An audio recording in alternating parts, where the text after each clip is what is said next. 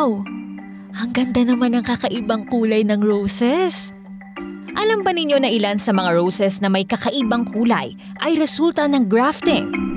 Ang grafting ay ang pagsasanib ng dalawang halaman upang gawing iisang halaman. Isinasagawa ito sa pamamagitan ng pagtatali ng sanga mula sa magkaibang halaman para maging isa at magbunga. Isa sa mga dahilan kaya mahalaga ang grafting ay ang pagpaparami ng halaman na maganda ang bunga. Bukod dito, sa pamamagitan ng grafting, naisasalba ang lumang halaman sa pamamagitan ng pagtatali sa bagong halaman. Dagdag pa rito, nakatutulong din ang grafting para maging mas malakas ang resistensya ng halaman laban sa mga peste.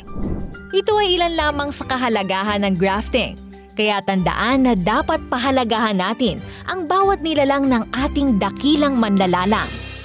Now you know!